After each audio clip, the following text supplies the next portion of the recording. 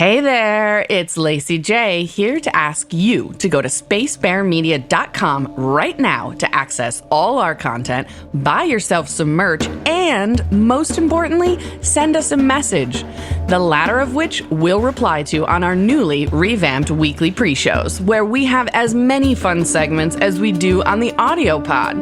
There are current events with Christy, corrections and observations with Ben, and as always, questions with Derek. Plus, I have new fun facts and tell a terrible fucking joke every single week. Please join us, and please consider rating and reviewing us on your favorite app or recommending us to a friend who loves Lost.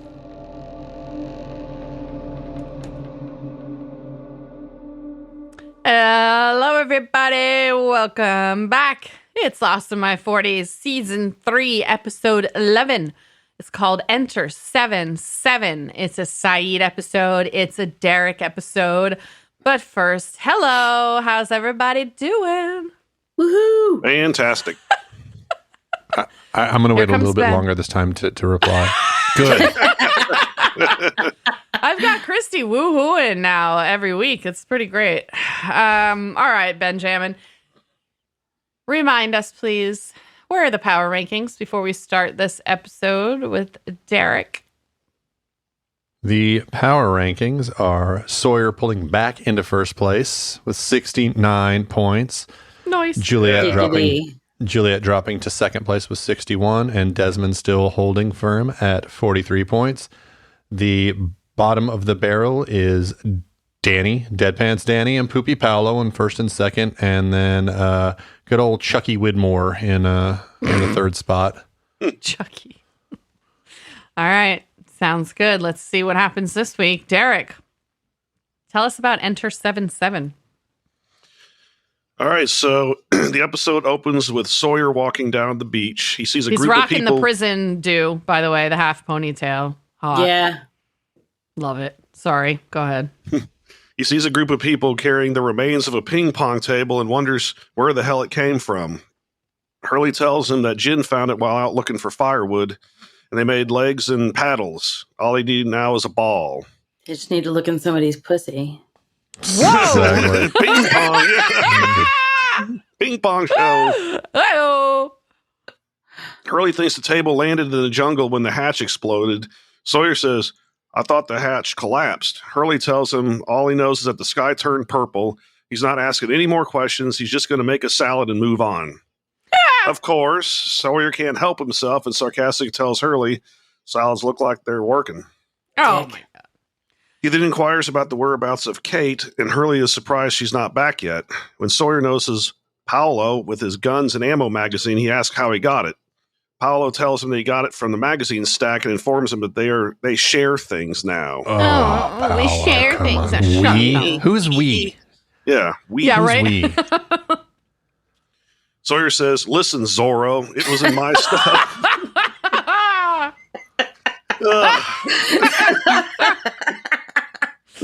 Oh my God. It was in my stuff you all decided to have yourselves a little party with while you thought I was dead. Paulo replies, listen, hillbilly, if you want it that bad, take it. When he tries to hand it over, Sawyer notices he's also carrying a roll of Dharma toilet paper. Yep, see, Paulo taking a shit yet again. Once That's all he does. again. Poopy Paulo striking again. A frustrated and grossed out Sawyer tells Paulo to keep it and then walks away. Ugh. Yeah. Wait, is it me, or does the idea of Paulo's poop, like, is it more grotesque than anyone else? Yes. There's something about him. Yeah, something about Paulo. Something Wow. about Paulo. Yeah. He must know it's bad because he apologized for the first time. Oh my God. Sayid, Kate, Locke, and Danielle on their side quest are walking through the jungle. Sayid wants to stop and eat since they've been walking for 2 days. That's a lot of walking without stopping. Yeah, right. And I know, but they didn't stop to sleep or do anything else. Piss, Yeah. shit. I mean, wait, Poopy Paulo's Paulo's not with him. Yeah. Exactly. He's like every 30 minutes, hey guys, sorry. Of course, Locke is more concerned that they're heading in the right direction. Sayid says they're still following the carving on the stick at a bearing of 305. Wait a minute. What was when they went on the boat when... Oh, Ah. I don't know. Maybe we should go back and check that. with Walt. Locke senses a lack of confidence in Sayid. Sayid tells Locke he's going to find some fruit, and when he comes back, they're going to have a rational conversation regarding their next move. I bet And you Locke won't. just nods his head. Not with Locke, he won't. No. Following a Jesus stick. So Sayid goes off to pick fruit, and while doing so, he hears the rattles of a cowbell. He grabs his Exactly. I need more cowbell. more cowbell. He grabs his gun and follows the sound, finding the cow in the jungle, because you have cows in jungles. Well, Suddenly, you got polar bears. Yeah, What do you think they're eating? Yeah. That's right. Suddenly, there's a whistle, and the cow follows through a house with a barnyard. Sayid carefully approaches, but stays hidden and watches. He sees a horse standing next to the house and a man that is now leading the cow to its enclosure. The man is wearing Dharma coveralls and an eye patch. Whoa. I think we've seen him before. Lost title screen. Not Dharma, more like Yarma. Now, I remember this actor. Say yarma. Yeah, Oh Yarma.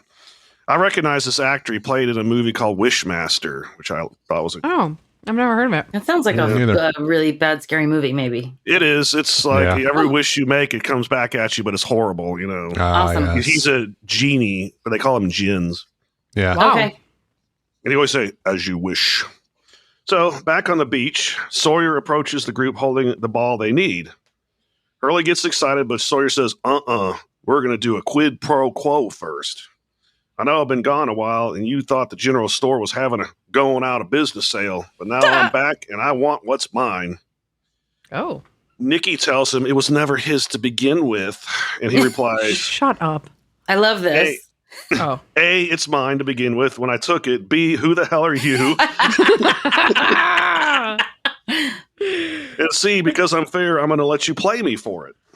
Who the hell are you? Yeah, I thought Exactly. that was funny when he Sawyer. said that. Yeah, who? Exactly. He calls Hurley Avalanche and tells him he's taking all his stuff back when he wins. Oh my God, I can't. It's just terrible. You notice the Really? nicknames have been like, there have been so many of them in the last episode and early on in this one because they're building up to him like having to Yeah. bet that. Absolutely. Yep. Is it very Gen X of me that as soon as I heard Avalanche, I thought of that liquor with the crystals in the bottom of the. Remember Oh my God. I've never Aftershock seen and that. Avalanche? I know, absolutely. Aftershock and Avalanche, they were like, one was cinnamon flavored and the other one was like cool ice flavored or some So now shit it's like that. Fireball. Yeah. The cinnamon flavored one was the Aftershock, and then the Right. Avalanche was the blue one. Blue. Yep. Huh. Yep. I do remember those. I remember don't know, but is it Goldschlager. super Gen X of me that when Derek said the words "as you wish," I immediately thought of the Princess Bride? Oh hell yeah, Ah, yeah. tomboy! All right, keep on going. want a peanut?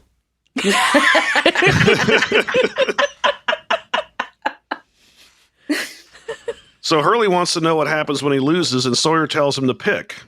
Sun and Jin speak in Korean, and Sawyer says, "Oh, looks like Crouching Tiger and Hidden Dragon got something good. Lay it on me." Oh my God.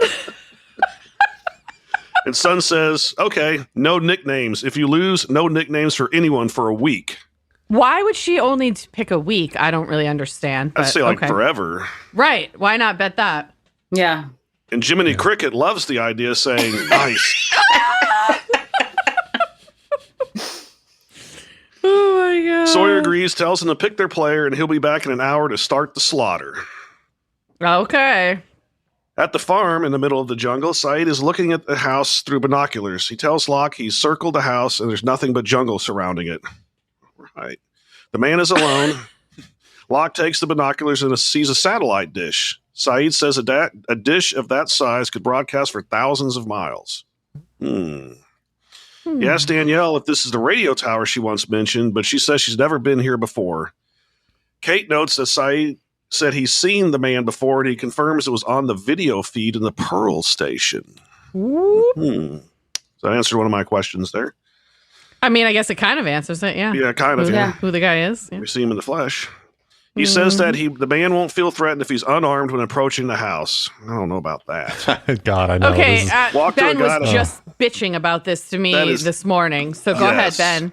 He has things to say. Oh, I mean, it's just once again with Sayid with his brilliant tactics. Like, oh yeah, he won't fear me if I do not have a gun. Okay, but better. There's 3 of you. Better to organize some sort of surprise than to walk out there with no gun where he could just fucking shoot you, which is exactly what happens. Right. Yeah, this was so stupid, this idea. I'm like, really? You walk into a place where a guy sure has a gun, unarmed. Yeah. You're not even taking a knife to the gunfight. Shit. Yeah. I mean, if you really want to do something, you know, if you've got somebody, you have some decently accurate rifles there. If you want to do something like wait till he's outside, he turns around, shoot him in the ass, and then bum rush him. You know, something like that. Like something that where you knock them down and you immobilize them, and then you probably take their ability to react quickly away instead of walking up with no gun. It's just derp. It's dumb. Continuing really his brilliant plan, he tells Kate if he feels threatened, Kate can cover him from there. Danielle turns and leave, and Kate asks why, and she says, I have no interest in that man inside the house. I have survived on this island precisely by avoiding these types of encounters. There you go, Danielle. That makes sense. That is sound tactics. And then she goes, I'll wait for you by the stream for those of you who survive. Right on. I love her. We go to flashback number 1, and Sayid is working as a chef when a man approaches and calls him Najib, and in Arabic tells him there is a man out front who wants to speak to him. The man introduces himself as Sammy and tells Najib that he loves his food. He asks Najib where he's from, and Sayid lies and says he's Syrian. Sammy replies, you're as much as an Iraqi as I am, young man. And then offers Sayid a job. He says he has a better restaurant and will pay him twice as much. When Sayid questions why he would do this for a stranger, Sammy says he's also offering the job because, as Iraqis, they are outsiders here, and also his chef just quit. All right. Okay. Do you think Sayid should be suspicious here? I'd be, especially given his past. Yeah, I guess what he did so. in the past. I feel like to me, it sort of makes sense, the like solidarity of the immigrant, like the community. Yeah, because I believe they're in Paris, aren't they? Yeah, they're in Paris. Well, and I'm always so flattered when someone is like, oh, I love your cooking. You should be a chef. Yeah. So I would probably fall for that shit. So back on the island at the farm, Sayid walks towards the house. You'd fall for the Iraqi part too? Your fellow Iraqis? Yeah, I'm not Iraqi. fall for Sayid? Look a little bit. I'd fall for Sayid. Hell yeah. Who I don't think is really right down Iraqi on my either, knees. right? He's not. Whoop! So back at the farm, Sayid walks towards the house with his hands up in the air. Like He's moving slowly past the horse while scanning the area. There's a table next to the house with several oil barrels on top, and sitting in front of those is a gray and white cat. And Sayid's face changes when he notices the cat. And he slows to a stop and stares at the cat while it stares back. And I noticed this too. I was like, what is this all about? Yeah. Never seen a cat before? Or has he? Sayid has a look of disbelief on his face when suddenly a shot is fired. Duh. Sayid falls to the ground. Here's your plan. And his carefully laid plan just falls apart. Right. One shot. That's all it took. I think the man in the house did, in fact, feel threatened. Yes, exactly. Hands in the air didn't matter. Yeah, I mean, it could just be that the dude is a terrible racist to begin with. It didn't matter if you had a gun or not. He's like, there's a brown person coming at me. Oh my God. Yeah. Well, you never know. There are a lot of racists in this world. Yeah. I guess that's what we're used to here in this country too. Plus, if you're in a place that's like this, where you're really, really isolated, anybody is a threat. Well, yeah, of course. Yeah, he's gonna think. Point. Yeah. So Kate thinks he's been hit and wants to go to him, but Locke stops her, saying she'll just get shot too. Good job, Locke. Thank you, Captain Obvious. The man with the eye patch is standing in the window and starts yelling in a Russian accent, I didn't cross the line. We had a truce. This is my land. You said I could stay here. Sayid answers from the ground, telling the man his name is Sayid Jarrah, and he was on a plane that crashed here months ago. A plane? The man says, confused. Sayid says he's unarmed, so the man comes out to speak to him. Well, now his plan works. After he's shot. Yeah. When he closes the shutter on the window, Locke and Kate run to Sayid. As the eye patch man opens the front door, they fire shots and tell him to drop the rifle. Locke disarms him, and Kate checks on Sayid, who's been shot in the shoulder. The man says, you really did crash here? Sayid tells him it was about 40 people. Locke wants to go into the house first to ensure it's safe. Kate asks the man who he is, and he replies, "My name is Mikhail Bakunin, and I am the last living member of the Dharma Initiative." Excuse me? Say, what? What? So Kate and Mikhail help Sayid into the house, where Mikhail plops him down on an orange velvet couch. That's going to stain his couch, man. Yeah. Ooh. Mikhail starts to tend to Sayid's wound, who questions if he got experience. He tells Sayid he was in Afghanistan and did field medicine for the Soviet army. He had a lot of work, I'll bet. Oh, Oh, Yeah. God, yeah. Yeah. Oof. Can you imagine? Oh, that'd be like being a medic in Vietnam, man. That'd be fucking God. That was a terrible. mess, yeah. Especially like the napalm. Except at least in Afghanistan, it would be a dry heat. That's true. It's true.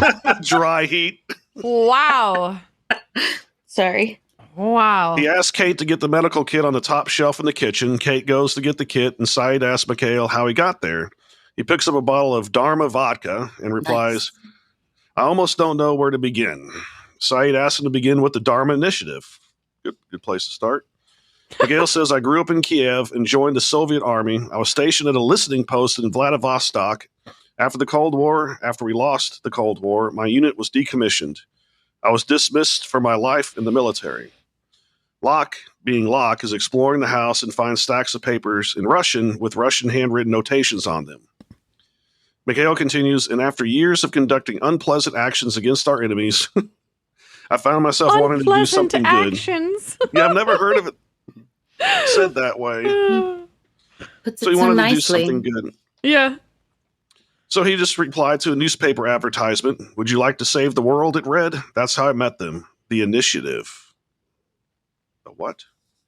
"They're very Okay. secretive, very rich, very smart." Sayid wonders how that got him to the island, and Mikhail tells him it was 11 years ago. He likes computers and being alone as a lighthouse keeper, so he put him here in a station called The Flame. I'd live there. In the middle of the jungle with my little farm, with everybody leaving me the fuck alone. That'd be great. When Sayid asks what is the purpose of the Flame is, Mikhail says, to communicate with the outside world, of course. What? All right, so finally. Oh. So Locke sees security cameras with blinking lights and then notices an old computer whose screen reads, "Ready to play. Yes, Y or N." Uh-oh. Would you like to play a game? And Locke just can't keep his fucking hands to course himself. he I can't. No, of course I not. know. No. Gotta be touching other people's shit. This would not even be an episode if he didn't have to play this fucking game. Yep. Yeah, dumbass. Greetings, Professor Falcon.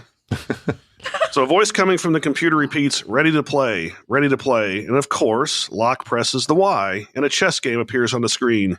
"Your move," says the computer. Back on the couch, Sayid asks what happened to the Dharma Initiative. He tells him they foolishly initiated a war against the hostiles. Oh. And it was called the Purge. Oh. What? Sayid wonders how Mikhail survived the Purge, and he says it was by staying out of it and being alone. Kind of like Danielle. Yeah. Yeah. Yep. Mind your own business. Uh-huh. He tells Sayid after it was over, 4 men appeared in the yard. They offered a truce. They said to imagine a line that extended all the way around the valley. As long as I did not cross it, I would be left alone. Then they took 2 cows, and I never saw them again. All right. Kate questions why the hostiles didn't take the satellite dish. She tells her it hasn't worked for years. Damn it. Sayid then asks who the hostiles are, and Mikhail tells him he doesn't know, but that they were here a long time before Dharma was. Say what? They don't really need the satellite dish to be currently working because they have Sayid. He can fix Right. anything. That's Exactly. true. And he True. could fix it, but wait. Right. A very long time. As Mikhail pulls a bullet from his shoulder, Sayid screams. Yeah, because he was digging in there the whole time. Oh, I want it's to notice gross. the They were size of talking. the hole. Size of the hole in his shoulder is ridiculous. Yeah. Like bullet holes aren't that big going in; they're usually relatively small. The size of the hole was it was like the size of a quarter. Yeah. It was way weird. too You big. got a hole that big in you, you'd just be gushing blood. Oh, Yeah. yeah. There's nothing really coming out. Yeah. So we go to flashback number 2, and Sayid is walking down the Parisian streets near the Eiffel Tower. He walks into Sammy's restaurant and finds a group of men eating at a table. That's what people do in a restaurant. He asks for Sammy, and one of them calls for him. Sammy appears and greets Najib with excitement. He says, I gotta say, when I saw all those guys sitting around the table like that, I had strong, like, red flags. Mobster, Godfather. Yeah, mobster vibes. red flags, we're definitely popping Something's up. going to happen. Yeah, I was like, we got some tough sitting there. It may as well be a group of Italians in a restaurant in New York, Hey, Copernicus. Yeah. And I can say that because I'm Italian. It definitely had that vibe where it was like mafia-esque. Yeah. Yeah, I think I would have just been like, maybe I don't want to work here. Yeah. Maybe this guy that owns this restaurant and all of his friends are just chilling at this table. Do all This your can't friends be wear good. Yeah. tracksuits?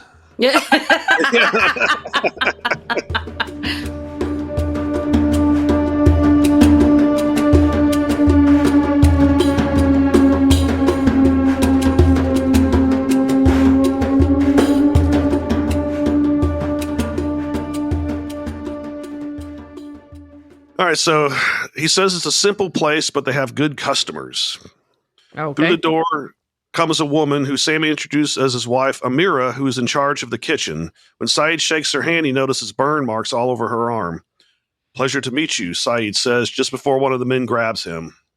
Sammy says to Amira, are you sure this is him? She says yes. Sayid starts to protest that he's not who they think he is, and the men begin to beat the shit out of him. As Amira watches, Sammy stomps on Sayid's face. Yep. Dude. Yet another head injury. Mobster. Yep. Back at the flame, Mikhail places the bloodied bullet on a plate. Sayid and Kate both grimace. The gray cat has come inside and now scratching at the rug. In Russian, Mikhail says, leave the rug, Nadia. Oh. Of course, Sayid recognizes the word Nadia and asks him what he said. Mikhail lies and said he told the cat to be polite to the guests, because I'm sure it would listen. Sayid says the word Nadia like a question, and Mikhail tells him the cat is named after Nadia Comaneci, the greatest athlete the world has ever known.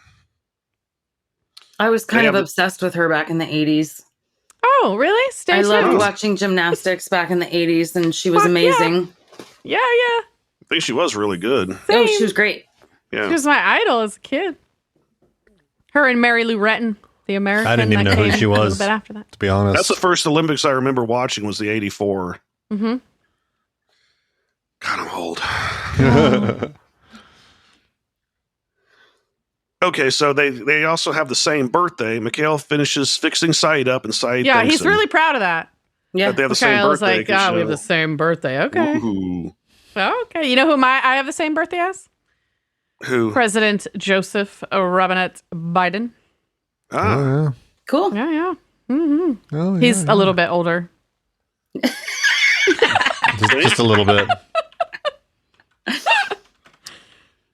So Mikhail says he's going to earn his forgiveness by getting iced tea, and he's also going to check on Locke. In the other Locke room, is fucking around and shit. Yep. It's not his. Yeah, Well, Mikhail's like, he's noticing. Hey, Yeah, this Locke's like, motherfucker, where's where this is guy he? Yeah. So in the other room, Locke is frustrated because the computer screen keeps showing checkmate, you lose. Mikhail walks in and tells Locke not to waste his time. He spent 10 years trying to defeat it, but it's impossible because it was designed by 3 grandmasters and it also cheats. Locke says, well, I've played a lot of computers and I'm pretty sure they don't know how to cheat. That's what makes being human so distinctly wonderful. That we can cheat? Yeah, All right. this is wonderful. That's kind of weird. Locke goes back to playing the game.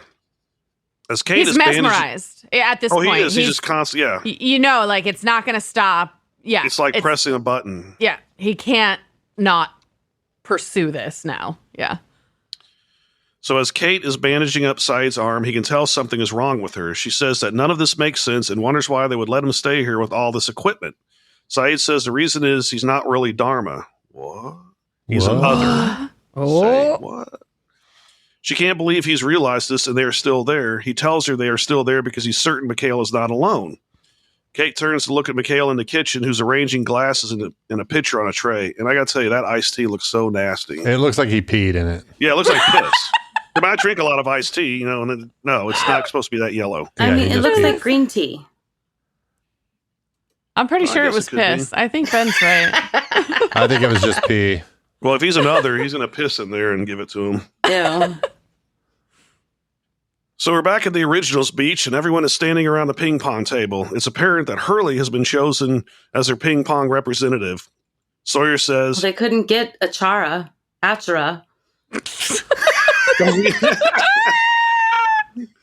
Pew, pew. Pop those things right. She snorted. Pew, pew, pew. Sawyer says, "You really the number one draft pick, Grimace?" Oh my God. Jesus. Hurley asks if they're playing with the mercy rule. Sawyer says, "Sure, we can have a mercy rule." Hurley suggests volleying for the serve, but Sawyer tells Hurley to be his guest. The crowd cheers. Charlie says, "Take him down, Hurley." Hurley smirks and says, 0 serving 0. He launches the ball over the net and easily scores on Sawyer. The crowd cheers. Sawyer's starting to realize the hustle, and Hurley says, 1-0. Dude. This is so great. I feel like every time Sawyer gets involved in some sort of competition out on the beach, he gets his ass kicked. Yep. Oh yeah, he was playing poker with Jack and lost all his fruit. Yep. Now he's going to lose his porno mags. Yeah, why was Paulo reading Guns and Ammo and not like the porn? I don't know. Yeah, I don't know. Maybe he's read all the porn and he's done with all the articles. Yeah. Maybe he's an ammo-sexual. Ew. Oh. Back in the flame, Mikhail brings the iced tea from the kitchen to Sayid and Kate. He asks them to pardon the bitterness because he grows the tea himself. P. Yeah, it's not tea, it's P. Let's face it. Kate says, "You know how long it's been since we've seen ice?" Sayid inquires, have ice in the hatch? Yeah, they had a full kitchen in there. I thought they would have ice in the hatch. They had electricity and stuff. They had a washer and dryer from at least the late 90s, so I'm sure they had I guess ice. it imploded a little while ago. Maybe that's what she means. I don't know. Every time that you say the flame, all I can think about is Cheap Trick's song. Now we're getting now we're reaching back. Really, Gen X? Is it almost a boomer?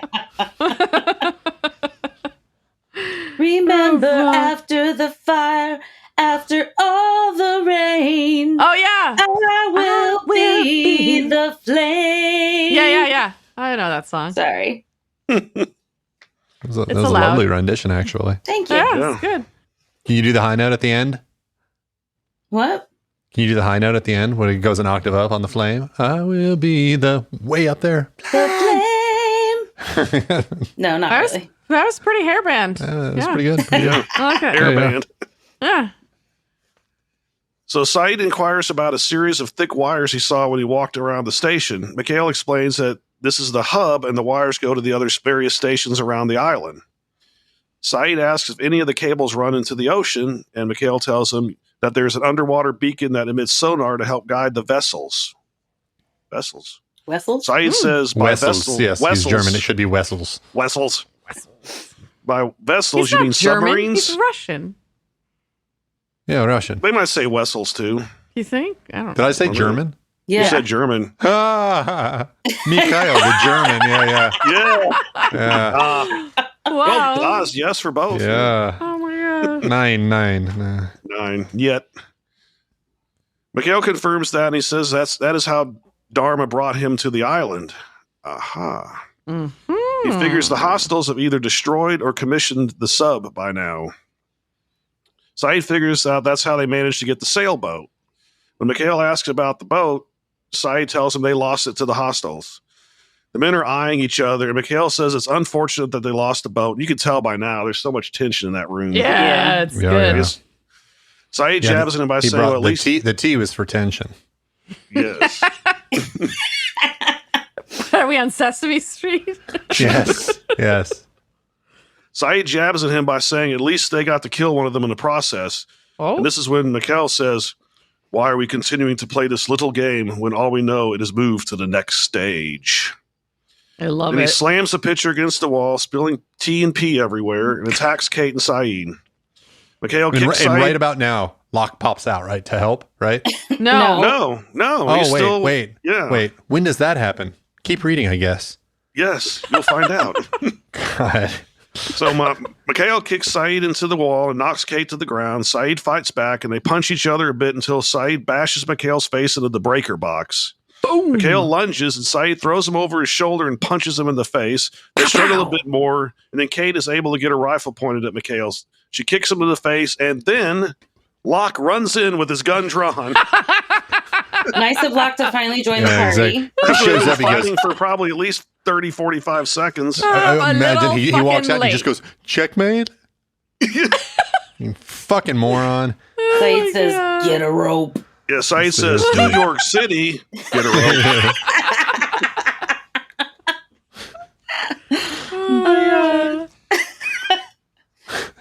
This comes from San Antonio, where people who know what salsa's supposed to taste like. Yep. Oh my God. You guys remember when we had to watch commercials? Yes. We've been Where's the watching. beef? We've been watching the World Cup, but we've been watching it in Spanish on Peacock, and for like all of the group stages, there was just commercials again, and it was like, wow! Not only just seeing commercials, but seeing Mexican commercials from it's amazing. It's amazing, Mexican and I'm commercials so are glad. wild. Yeah, I don't watch commercials hardly ever. Mexican No. commercials are better. Yeah. I still They are watch better. some So are commercials. Mexican game shows, too. Yes, and Mexican news. Mm-hmm. I still watch some commercials because, like, we have the Hulu where you watch commercials. But it Yeah. tends to be the same commercials over and Over over and and over, over yeah. and over Oh, and yeah. over and over. So I'm like, oh, I'm really sick of this commercial. I'd love Yeah. a new commercial, you know? I can't do it. I can't do that. Can I just get a State Farm commercial in here every once in a while? Jesus. Seriously. What are you wearing, Jake? Geico. I'd like a commercial that tells me how cold the beer is. That is. Oh my that is God. how you know it's quality entertainment. No bitter beer face. No bitter beer. was chipped out of the side of a glacier. Ice cold, straight to your I mouth. love it. Like that's a selling point. The coldest beer there is. I'm like, that would be like a beer floating in the out Liquid in nitrogen. space. Yeah. Oh, yeah. Absolute zero beer. Absolute zero beer. You can't go lower. Yeah. And your fucking lips would freeze on his. Oh God, Michelob you'd be so Absolute dead so Zero. fast. Oh, yeah. For the coldest motherfucker out there. Don't fear the beer. Oh my God. Don't drink Dharma beer. Yeah, it's right. warm and nasty. Holy fuck. Derek, get us back on track, please. All right, flashback number 3. Sayid is chained to the floor in the stockroom of Sammy's restaurant. Sammy enters with a bag full of clanking metal and a bowl of water. He tells Sayid to take a drink, and Sayid frantically complies. The second and time he's where like- somebody's forced to drink pee in this episode. Yep. And he's like holding both the hands on the dog bowl, and it's very degrading, like visually. Yeah. Yeah. Yeah. Sammy then says, "You were a torturer, were you not, in the Republican Guard? Do you not recognize one of your victims? Do you not recognize the woman you tortured? Do you not recognize my wife?" Holy fuck. This Uh-oh, is now we bad. know what's going on here. This is not good. And anytime you bring a bag of clanking metal, it's Yeah. implements of Probably not torture. good. Yeah. Or it's Sammy tells- it's an erector set. He's like, here, I thought you were yeah. bored.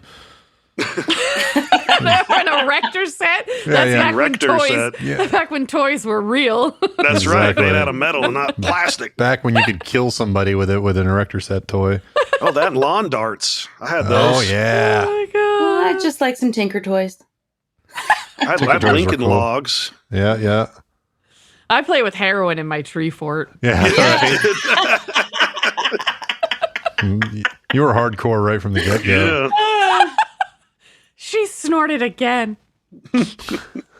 Oh my god. Sayid tries to convince Sammy that he is confusing him with someone else. Sammy tells Sayid that Amira was arrested for harboring an enemy of the state, held for 3 months, and was tortured there. Sayid confesses his name is not Najib, but it's Sayid Jarrah, and he admits to being a torturer in the Republican Guard, but claims he's never seen Amira. He remembers the face of every person he tortured. Sammy says that Amira knows his face and recognized it when walking by his restaurant. I agree. I think I'd remember someone who tortured me's face for the rest of my life, too. I Well, imagine not only that, so. but Sayid says that he would never touch a Torture a woman, which Yep. we know is false. Right. Anyway, Sayid wants to know what they want with him, and Sammy replies, "I want you to admit what you did, and if you don't, you will leave this room in a bag." So Kate, Sayid, and Locke are tying Mikhail up in the flame. She asks Sayid how he's sure Mikhail is not alone. He says the horse outside is saddled and the stirrups are for someone much shorter. So he sees all this, but he couldn't understand the fact that you walk up unarmed. His powers of observation are amazing. His powers of deductive reasoning are piss poor. Yeah. Locke wonders if they sent someone to him for company. Sayid thinks it's because they've lost communication. Locke says maybe when the sky turned purple. Locke says he checked every nook and cranny of this place just as Sayid yanks the rug from the floor, exposing a door. He says, not every nook and cranny, not John. Think that he was going to pull the rug up and there was going to be a fucking trapdoor? Yeah, of course. Yeah. Well, see, Locke was only checking the computer nook and cranny. He wasn't checking anywhere else. Yeah, seriously, dumbass. So he says, not every nook and cranny, John. So we go to flashback number 4, and Sammy walks into the storage room with a chair, a club, and a mirror. She sits down in the chair, and Sammy asks if Sayid is ready to tell the truth. Sayid looks at Amira and says he is telling the truth about not knowing her. Sammy hits Sayid and says that he tortured Amira. Sayid insists he would never do that to a woman and says it'll do no good to make him confess to something he didn't do. Sammy points out that his wife was forced to confess to something she didn't do when Sayid poured boiling oil all over her arms. Oh, God. Jesus Christ. How in the world do you do that to someone else? Indoctrination, like anything else. Yep. Yeah. You don't see them as human. That's like... Yeah. Or you're really just sick. Sadistic. Yeah, you're sadistic, or you've been indoctrinated. Yeah. Or both. I suppose. Yeah. You know, if you're a sadist to begin with, the indoctrination's probably not as difficult. See, that's what I like to read about, like Nazi Germany, how he got a whole country to be this way. 60 million people, and there were a lot of sadistic ones in there. Yeah, but he didn't get 60 million people to be that way. No. He got a few million to do that, and the rest of them to look away. To look the other way. Yeah. That's the big thing. That's the real trick. Kind of familiar. Sayid says he didn't do it, and Sammy repeatedly hits him while screaming, "Admit it!" Again, Sayid refuses, so Sammy goes to retrieve the club. Amira stops him and says, "That is enough for today." Sammy looks at Sayid and says, "Then I'll see you tomorrow." Whew, boy. Yeah. Oh, wait, you guys off to the club? Oh. At the Flame, Kate and Sayid enter the room under the floor. They see a Dharma symbol that says, "The Flame." Imagine that. Upstairs, Locke watches over an unconscious Mikhail as a computer in the other room says, "Your move." Oh, And you can't just fucking sit there like a good little boy. Nope. No. Not going to happen. So downstairs, Kate and Sayid discover the entire station is wired with C4. And upstairs, instead of watching his prisoner, Locke walks towards the computer and resumes playing the chess game. He doesn't even check to see, like, are his bonds still tight? Like, did they tie these knots well? Like, nothing. He's just like, I gotta go. I gotta get back to the game. I'm gonna go play chess. Your move, creep. And the whole C4 thing is giving me like Die Hard flashbacks. Oh, yeah. Yippee-ki-yay, motherfucker. I want my detonators. Downstairs, Sayid finds a stack of Dharma notebooks. One in particular says, Operations Manual. Upstairs, Locke makes a move on the game, and the words, "You win," appear. Music plays, and then the screen fades to static, and the man from the Dharma orientation videos appears. He says, "Manual override complete. For pallet drop, enter 24. And you got to look at when he wins, he is so happy. Oh, yeah. Oh, yeah. He's asshole. just smiling. Oh, He beat the cheating computer with the 3 bless grandmasters. his heart. For station uplink, enter 32. For main He LAN doesn't say communication. it like that. He says 3-2, 2-4, 3-2. Okay, Remember, you're because right. it's 7-7 also. For mainline communication, enter 3-8. So Locke enters 3-8. The man continues, the satellite dish is inoperable. Communications are down. For sonar access, enter 5-6. So Locke enters 5-6. This The motherfucker. Dharma guy continues, sonar is inoperable. Has there been an incursion of the station by the hostiles? If so, enter 7-7. Locke is about to enter 7-7 when Mikhail puts a knife to his throat. He tells Locke to keep his voice low and his hands in front of him. Good job, Locke. I'm going to ask from a protocol standpoint, should you have to win a game of chess in order to do operational things, processes? You're under attack, right? You're under attack and you have to enter 7-7 in order to blow this place up. But you have to win a game of fucking chess before that? What the fuck is going on with this episode? Yeah, they're shooting out your windows and coming in and you go, hold on, I'm almost done. Checkmate, They're like, come on. They're like, here's what we're going to do. We're going to make Locke a total fucking idiot for this episode, and we're going to make the storyline idiotic with it. Yeah. I think. Oh my God. The plot holes are like, you could drive a fucking submersible through these things. I think Christ. Volkswagen bus. Yeah. Well, it's more likely than you have to play a game of chess in order to enter 7-7 is that there is a cheat, there's a workaround that you can do it very quickly, but the chess game is there to confuse other people. I agree. think Like if that they makes take the more station sense. over, it's like almost like encrypting it. Exactly. I think that makes more sense. Ben's complaints are funnier, but I don't think it worked. That's what like, credentials and permissions and encryption is for. You don't put a fucking game in front of it. Like, if you're going to be under attack, you have to be able to do things quickly. Yeah. I know. That's what I'm saying is there would be like a certain move you do and that unlocks it or something. I don't know. I'm not arguing about the logistics of this Fail game safe, with perhaps. Yeah. Yeah. What happens next, Derek? Downstairs, Kate finds a rack of Dharma jumpsuits, and suddenly a woman jumps out and attacks her. They struggle for a bit until Sayid draws his rifle. Kate recognizes Miss Clue and punches her in the face. She fucking decks the Every time Miss Clue, I shit think out of of Miss her. Cleo. Miss Yeah, Cleo, me too. yeah. Miss Clue, Back to Lord have commercials mercy. from the 90s. There we go. psychic too. Supposedly. She tells Sayid that this woman was on the dock when they got kidnapped, and she knows where Jack is. Sayid points his rifle at Miss Clue and asks if anyone else is there. She stays silent. Sayid calls to Locke to say they are coming upstairs. Well, I think Locke's a little predisposed. Also notice, like, okay, so you've got, I always want to think about this. You've got somebody at gunpoint, okay? But you have to go up a ladder and you have a rifle.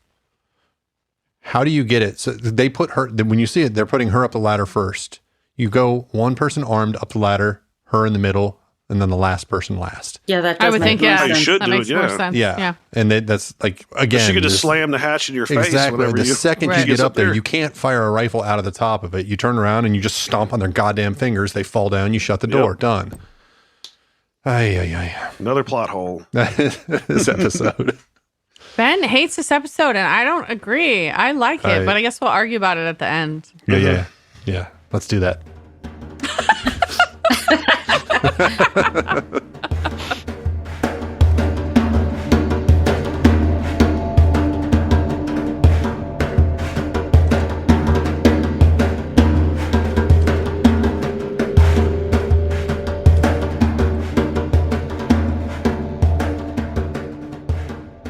When they exit with a gun pointed at Miss Clue, they find Mikhail has one pointed at Locke. Mikhail wants to do a trade, but Locke says not to listen to them, and Locke is really insistent. If he wanted to kill Locke, he would have already done it. Locke insists that Sayid not let her go, but Mikhail says he will execute him. Sayid and Locke begin to argue, and then Miss Clue and Mikhail start speaking in Russian. Now, I'll actually tell you what they said. I found the translation. Oh, I have it too. I have it. I have it ready. Mikhail, you know what to do. We still have another way. We cannot risk it. You know the conditions. There is another way. They captured us. We will not let them get into the territory. You know what to do. That's an order. We still have another way. Just do it, Mikhail. Forgive me. Bang! So, and he shoots her. Shoots the bear. That's kind of Shoots her shocking right when it happens, especially because you don't actually hear that conversation. They're just yelling at each other in Russian, and then he guns her down. Like, Yeah. fuck. Well, the last part was in English. Right, where she says, Just do it, Mikhail, yeah. Just do it, yeah. That's true. Yeah, because during that Russian exchange, Locke is yelling to Sayid, don't let her talk to him. They continue yelling until Miss Clue screams in English, just do it, Mikhail. He says something else in Russian and shoots her in the heart. He then raises the gun to his own head, but Locke pushes the gun out of the way. Mikhail headbutts Locke, and then Sayid draws his rifle and points it at Mikhail's head. Mikhail screams at him, finish it, kill me. Why does And he as just try to... as we look over to the right, there's there's Locke playing chess again. He brought the computer out with him. He's sitting on the forest floor playing fucking chess. Oh my god. So why didn't Mikhail just lunge at Sayid to get him to shoot him? He just says, tell him to finish it. So Sayid pauses for a moment and then moves the gun away from his head. Holy fuck. So back on the beach. Scene. Yeah, it was. I mean, especially Locke was like, don't talk to him. Don't talk to him. Don't Well, let he him was talk. right that they shouldn't communicate. I want to go play chess. Oh my god. You guys are getting in the way of my gaming. Yeah. So Sawyer is on the beach fiddling with his glasses, looking dejected, when Hurley walks up and says, sorry I beat you so bad, dude. Oh my. Sawyer replies, sorry you hustled me, you mean?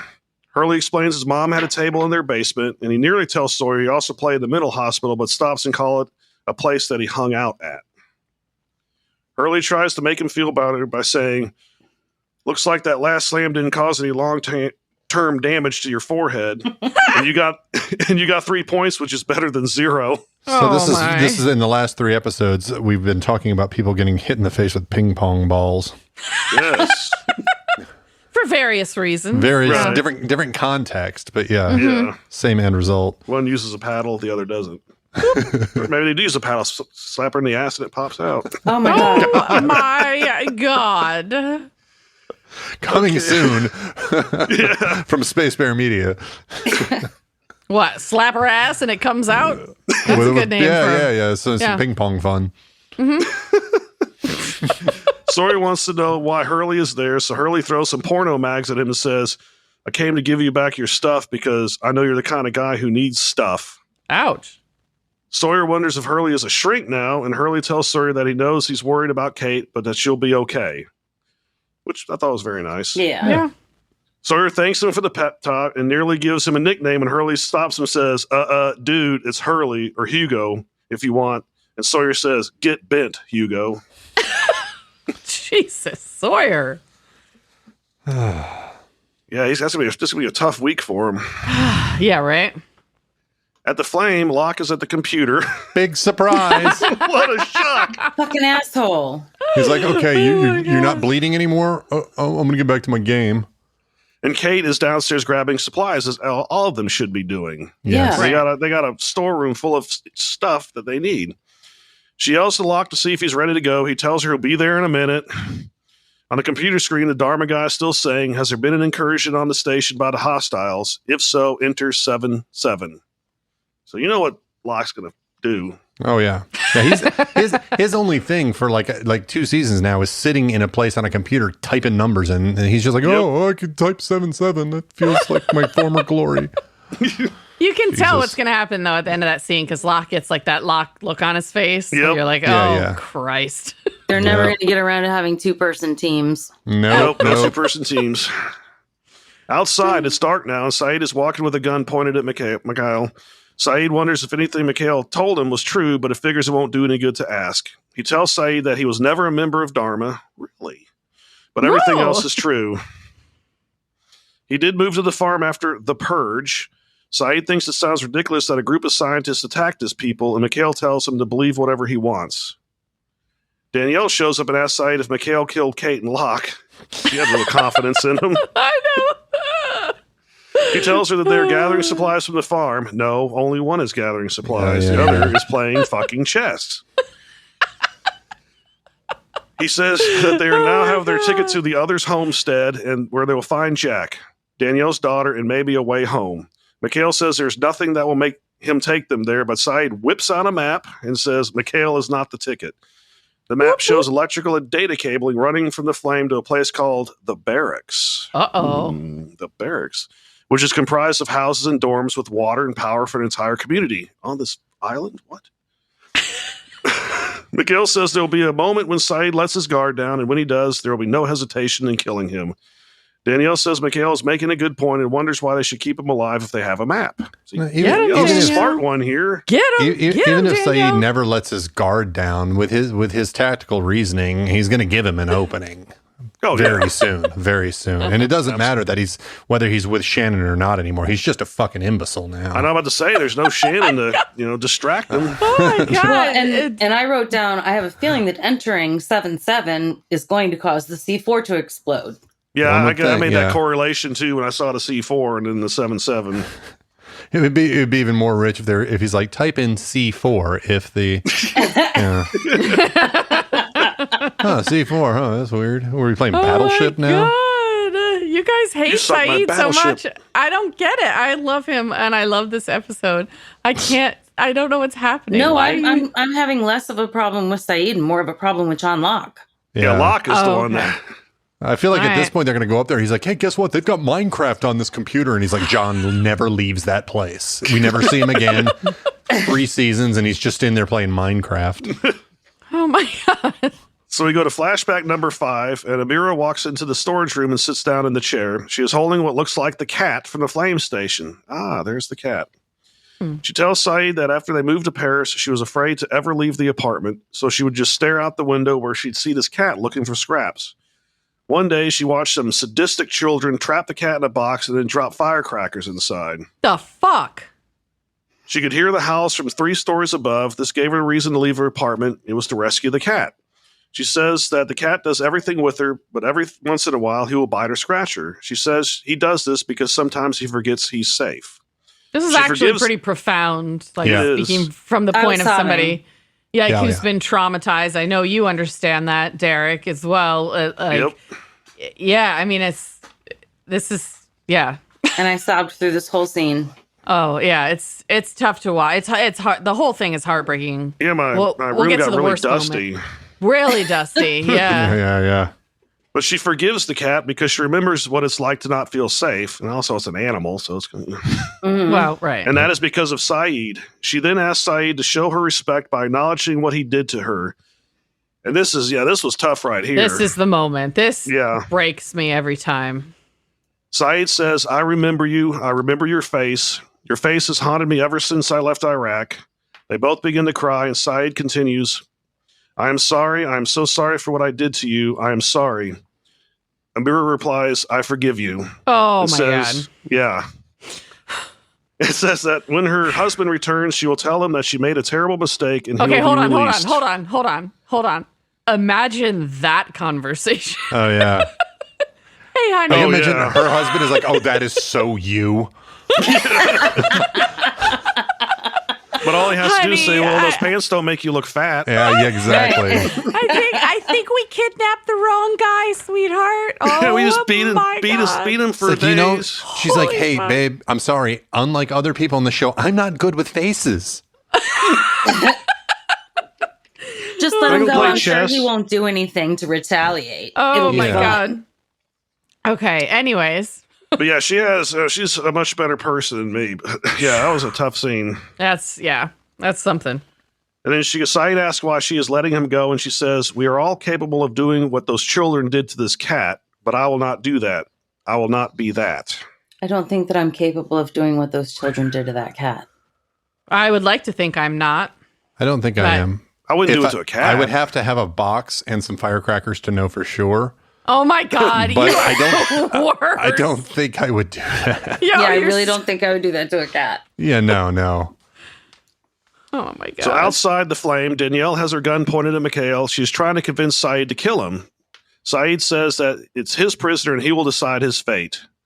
Kate and Locke come outside. I'm surprised Locke wasn't dragging the computer with him. And Kate hands everyone a flashlight. Sweet, no torches. Locke is empty-handed because he's worthless, and Sayid criticizes him for not taking anything useful. Yeah, I really don't like Locke in this episode. Oh, he's so fucking stupid. Oh my God. Locke says he played the chess game again, and to Miguel he says, I can see why you didn't want me to beat it. Sayid looks at He Locke could and have at says, least looked around for some fucking Dharma oat bars. Yeah, seriously. well, that or I would have taken those manuals so I could learn more about it. You know, Yeah, maybe some porno mags or guns Yeah. and Oh my ammo God. that don't have Paulo shit stains on them. You know, anything. A side of beef? A side Yeah. of beef. Yeah, there Yes, was a there lot you What about of the go. cow? beef in Yeah. the What fridge about the there. cow? Yeah. So No, but there Sayid were looks sides at, of beef in the fucking In the fridge. refrigerator. The Yeah, other huge day. ones. As long as they're willing to scrape the plastic, melted plastic off of them, they could have that after the building goes kaboom. Ew. They're all we- like medium rare steaks now. well, yeah, if it burns for a while, I might cook them a little barbecue. Exactly. I mean, they look like briskets. You might want to let that go low and slow for a bit. You There you probably do. C4 doesn't work that way though. No. Yeah. No. It goes high and fast. Very, very fast chemical reaction. Yeah, very fast Sayid oxidation. looks at Locke and says, meaning what? And the farm explodes. Boom. Boom. They're all knocked to the ground. And Sayid screams at Locke, "What have you done, John? This place was our one hope of communication with the outside world." Yeah, I was That's yelling exactly at Locke what too. he's done. Fucking That's asshole. what he's done. He doesn't want that to happen. To which He he was knew, saying, right? He knew. he was like, I knew couldn't if he find entered, Farmville on that computer, so fuck it. Oh my God. He knew if he entered 7-7 to say the hostiles were coming, this place was going to self-destruct. Yeah, And he wanted self-destruct. it because he doesn't want anyone to get off this fucking island. So in the other place, if you didn't press the buttons, it would implode. This place, if you press the buttons, it explodes. I mean, at least Locke is covering his bases from the point of destroying something with a button. Yeah. Fuck, he's so one-dimensional right now. well, I wouldn't yeah. want him in charge of the nuclear arsenal. Well, and Yeah, isn't exactly. Sayid the one who he attacked at the beginning of the show when Sayid went to go do something with his walkie-talkie? Or was that somebody else? Yeah, it was Locke. Mhm. Yeah. Sorry. I also have to say C4 doesn't do that. If C4 went off, that place would just shatter. Like it would blow up, but you wouldn't. There was no fire or anything like that. It would just. Really? It would just No, it's not a when things burn, when things oxidize. Kind of a fuel source that fast. They don't burn. They just expand. So Right, there'd be a that's all pressure explosion is, wave. There'd be a expanding pressure wave that would air. just annihilate the entire place. There wouldn't be any fire unless there was maybe a natural gas tank or something on the property that went off. So my dad used to make his own stuff, and yeah, we'd blow things up, but there was never any fire. There's no fire. No. Because everything was. Unless it's an incendiary explosive. Right. Otherwise, explosives just explode. They don't create fire necessarily. I don't think I realized that. So Locke casually says, "The computer said that if there was an incursion of the station by the hostiles, I should enter 7-7. So I entered 7-7. Oh, yeah. Yeah. Sayid looks at Locke like he's about to strangle him, and I wish he would have. Yeah. But it says they need to go because anyone nearby will have heard the explosion. As they leave, Sayid is the last to go. After everyone else passed through some bushes, he shines his flashlight into the ground, and sitting there in the beam of light is the gray cat looking right at him. Sayid pauses for a moment to look at the cat, gets up, and walks into the jungle. And we get the lost title screen, end of episode. Okay.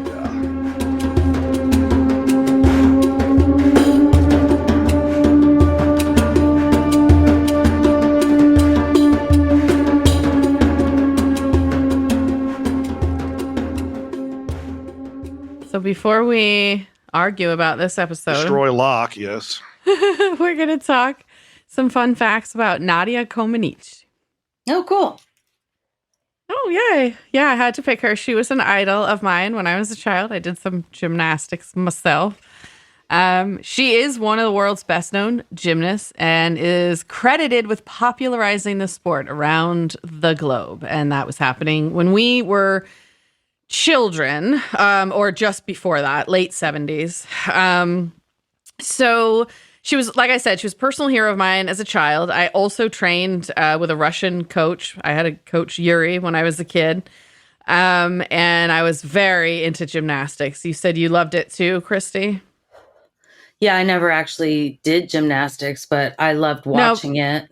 Yeah, it was like a popular thing when we were growing up. I don't know if it is so much anymore, really. But anyways, so Nadia Comaneci has lived in the United States since 1989. She defected from then communist Romania before its revolution in December of that year.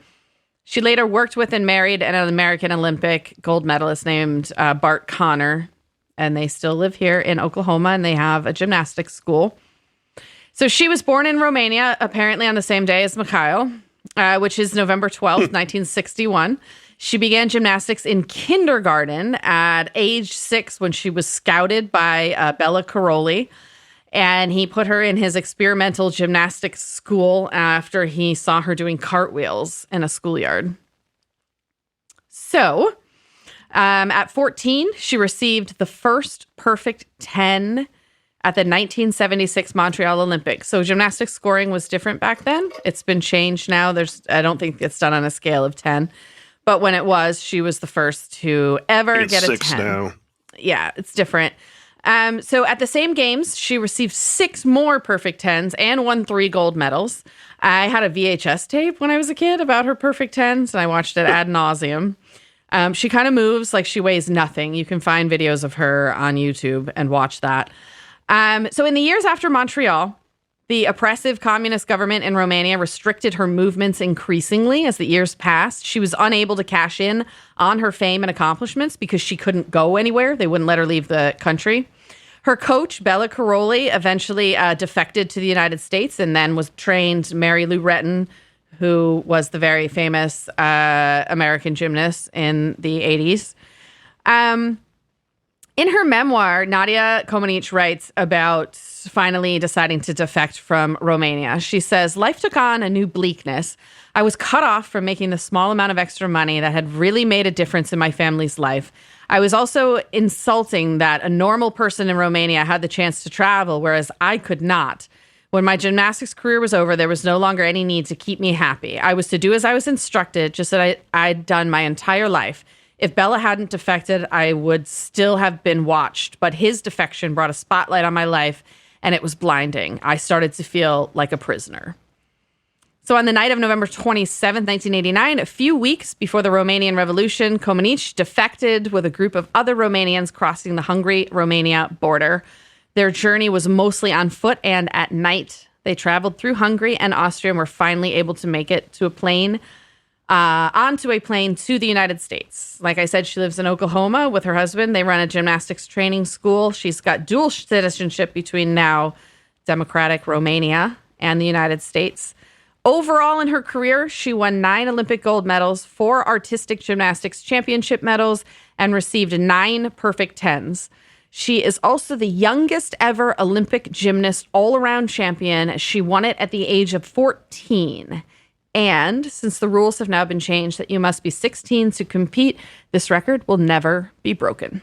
Oh, true. Wow. And that's Nadia. Like I said, you can find videos of her on YouTube, and her gymnastics it's amazing. Ben. Yo. Shall I dare ask you what your best moment was? Or should we just get on to your list of worst?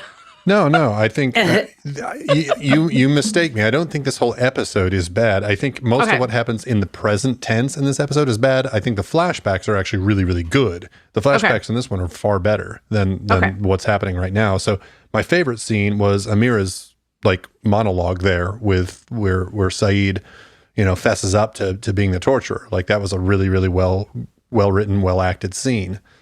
Okay. I'd say my least favorite was any time where you felt a Locke hearing the siren song of fucking chess. Just like, I gotta go over there. I gotta go play my game. Your move. Your move. Stayed in his little chess box. Lock in the box, didn't go. Yeah, his friends were popping out fighting for their anywhere. life, and he was just playing chess. Yeah. Yeah. And at the end, he's like, "Hey, everybody all right? Yeah. Can I go back to the game now?" Yeah, exactly. You're not going to believe. Hey, Kate, can you patch up that wound? I got a gambit I got to pull off here. It's Oh my God. At least get some oat bars so Paulo will fucking shut up. Well, he's going to shut up. Just give it a few yay. minutes. Christy, tell me about what your best and worst moments are. My best moment was the same as Ben. Amira's monologue and, the whole scene between her and Sayid, and her forgiving Sayid. I cried like a baby. It was brilliantly written, like Ben said. It was just great. Worst moment was the flame exploding. Even though Locke had been annoying through the whole fucking thing, it's like, really? You let this happen, you dick? You caused this to happen. So see, I think it's not like let it or I caused it. It's more like I think he wanted it to happen. Yeah, because he doesn't want to leave the island because he knows he's paralyzed if he ever leaves. Right. Well, and not even just that, but like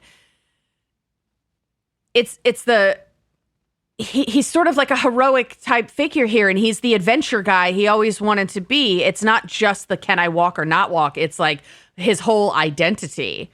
And the one that he wants to be is like wrapped up in this island. And he is willing to fuck everyone else that wants to leave for that. I think that is correct. Yeah. Yep. It's absolutely. really, really fucked up. So he's either just grotesque. He's either really, really just incompetent, or he is super, super self-absorbed. It's one of the two. Well, either way, my love for Locke has gone way, way, way far. I think he's super self-absorbed. So yeah. He's not incompetent. No, the self-absorption, that's fair, because he feels special on the island, and he's never felt special anywhere else in his life, and I think is letting that kind of dictate rule his him. actions. Yep. Yeah. Right. All right, Derek, how about your best and worst? My best was the same, with Sayid confessing that he tortured Amir, after she told him the story about the cat, and she forgave him. And the worst moment was Locke blowing up the flame. I mean, it would have been not so bad if he would have been in there when it happened, but... Seriously. Wow. I know, but I'm just hating on Locke this episode because just even that fucking show. Well, at least you can't play chess on that computer anymore because it blew up. Yeah, but like if he had a feeling that pressing 7-7 was going to make it explode, then why would he have done that? Because he was in it. Yeah, it didn't say it would explode on a timer, but... Yeah, he got out pretty... I don't know that Well, you would think, if you're trapped in there, you'd want it to be pretty much right away, because... Yeah, I don't know. I feel like it... Maybe he didn't... It's not that he knew that it would explode right away, but that he thought the cavalry would come, or something like that, maybe. Oh, yeah. I don't know. I think... I don't know. Maybe just whatever he thought, like, I gotta... Yeah, I don't think he knew about the C4.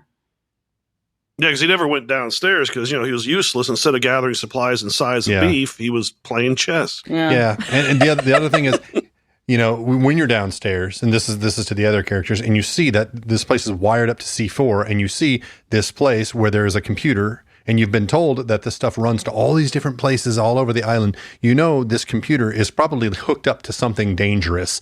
You'd think you'd go upstairs and go, hey, by the way, this place looks like it's wired to blow. Don't fucking touch anything. Especially Locke. Someone like Locke, definitely keep him away from it. Yeah, don't touch anything. Let's get out now. And this is why Danielle did not follow them. That does come up. There is a discussion in a later episode, it might be next week, where they discuss the knowledge of the C4 and who had it. All right, so my best and worst, it was the flip from you guys. I had the scene where Sayid confesses in my worst moment, only because it broke my heart to see him that way and to see like the fallout of what he was forced to do in the military. And so that's where I had the worst moment. Best moment, I had two quotes. One, Sawyer to Nikki, who the hell are you? And two, Danielle to the A-team, I'll wait for you by the stream for those of you who survive. Those were both great. Love it. I'm just going to keep going with my characters. I had Sayid as first. I thought I wrote always a badass. Apparently, I don't know, the whole dropping the weapon thing was not such a badass move, but I liked him in this episode, and I thought that in the flashbacks you at least saw like some regret, some real, emotional stuff with him, which I thought was good. Hurley, I have in second because he's just always a pleasure and makes me laugh. And then Danielle, because I fucking love Danielle every time she shows up. She's great. She's always got some good lines in there. Worst characters, I just have Nikki and Paolo. I have Paolo first and then Nikki. I know that they were only in the show briefly, like for a moment, but I hate them. And I want them to die. So I'm going to fuck Sayid and Danielle while Mikhail and the cat watch. And then I faked everybody out. Ooky. I know, but we've been doing this show for a while, so I'm trying to come up with more creative ways. They're getting increasingly ornate. My girlfriend's cat crawled my back one time while I was fucking her. It's weird. The cat just sat there while I was going up and down. I was like, okay. No. I'm sure that's happened to Caleb when we had kittens at one point or another. Oh, wow. Yeah. So, anyways, last week I faked you out and I killed Trisha Tanaka. So this week I'm going to kill Randy Douchebag Nations because I couldn't just let it go that he's in season 3. Yes. Yes. Ben, how about you? What did your rankings look like? I had Hurley at the top of this one. Again, that's two episodes in a row for Hurley. Nice. He All right. was one of the only characters that made me feel like, this is he was just a good guy, despite Sawyer being kind of a shit heel. And I have Amira in second place. I didn't have a third place. I didn't find that many characters commendable to any my deference. Mm-hmm. Bottom 3. I have Locke in first because he was a blithering idiot. I had Sayid in second because he was a blithering idiot, and I have Sawyer in third because he's just kind of a dick. Wow. He had some really good moments right up until the end of last episode, and this episode he's just being kind of a Sawyer again. So, I'm gonna. I originally was gonna fuck Amira, but then that felt a little weird, so I'm gonna fuck Kate, and I'm gonna kill Paulo. Nice. Fuck Paulo. Poop. I see you're more cautious with your fucks now that we've gone through the Alex fiasco. No, I actually I actually think Amira is really, really beautiful, but yeah, she's like if I was having sex with the actress, that's one thing. Having sex with like a tortured burn victim, like that's even more kind of ooky than like, oh, is she 18? Like, Oh god.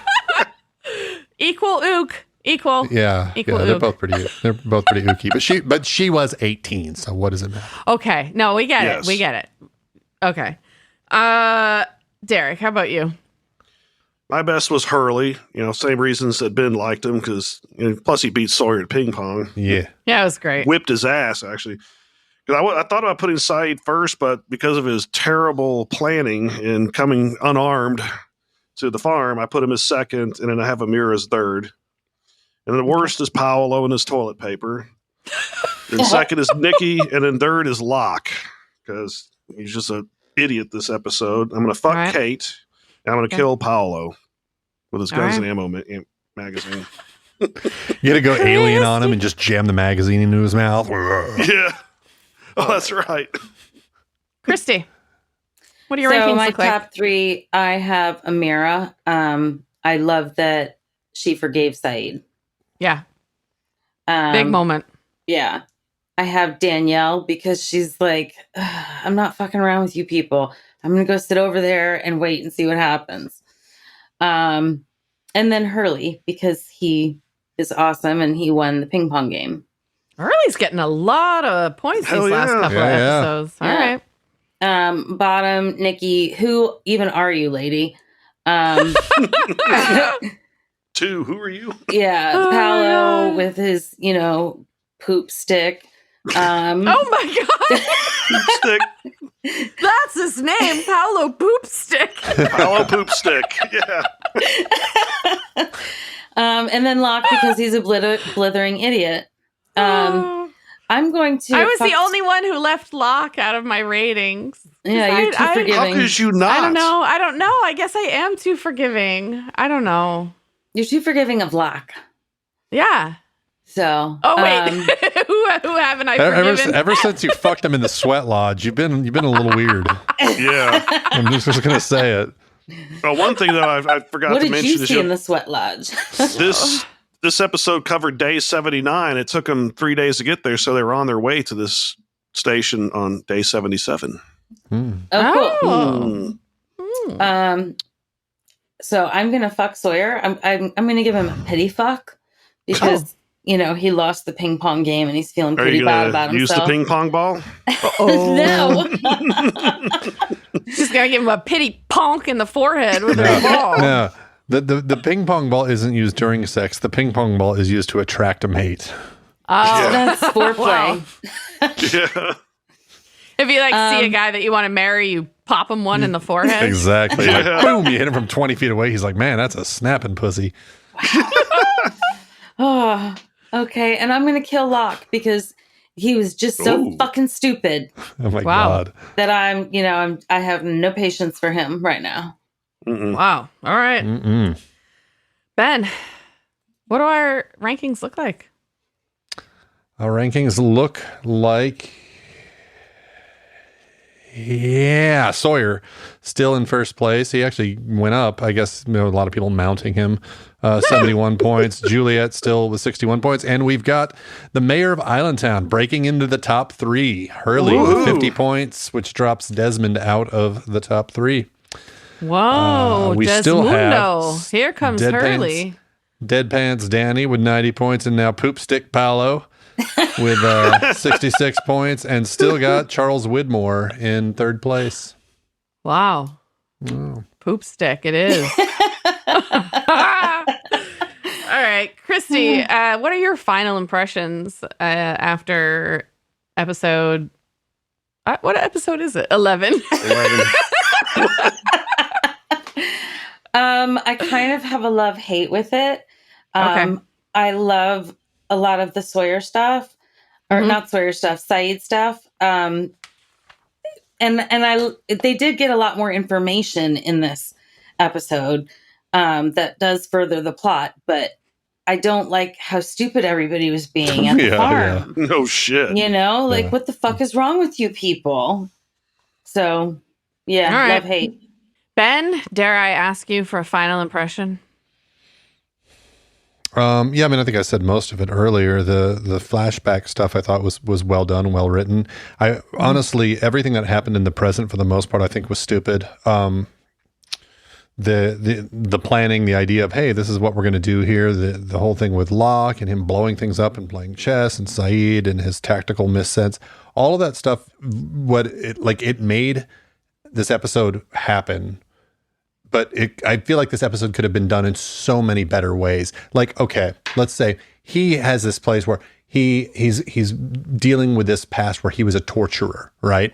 Well, why don't they get into a position where they take this guy captive and now he has to fight with the fact that he might have to torture him for information? They could have done this in so many, many better ways that would have been more potent. No, because he went through that in season 1 with Sawyer. But this is an other. I guess so, but this would be a further test, and he's got other people to deal with at this point. I feel like it could have just been the stuff they did in the present. I thought was just bad. I thought it was bad writing. I thought it was it made me not really care about what was happening, and I only really locked on to the Sayid kind of backstory because I thought that was compelling and that was actually like emotionally charged. The rest of it just sort of made me kind of go meh. I had such a different reaction to it. I wrote down, great episode, all new station, new mysteries. What the fuck is with Ms. Clue and Mikhail? They find the barracks. Hurley hustles Sawyer. Sayid's backstory.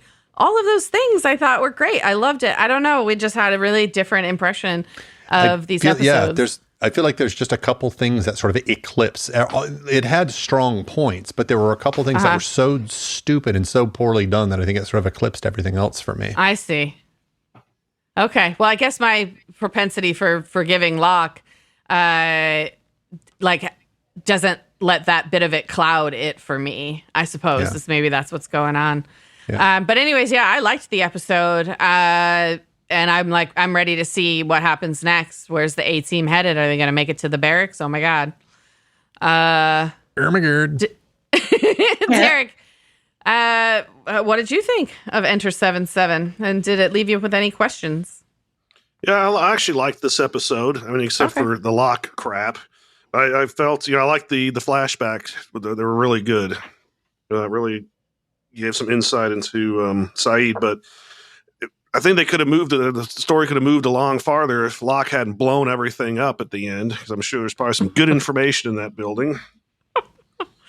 But my biggest question, there's two of them, is what was the purge and what are the barracks? What are the purge? What are the barracks? 2 questions that shall be answered, but not next week. In fact, nothing's going to happen next week because we're back in 2 weeks with season 3, episode 12. It's called Par Avion.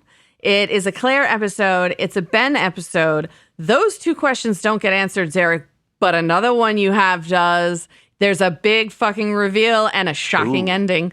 We'll see you in 2 weeks for episode 12. Bye. Bye. Bye.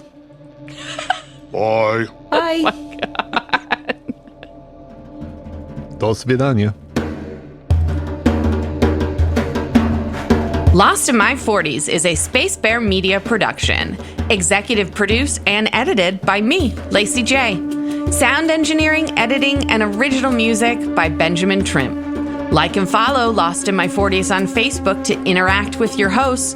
Plus, follow Spacebear Media on YouTube to watch our episode pre-shows. You can also find us at Spacebear_media on Instagram and Twitter. Or come to our website, spacebearmedia.com.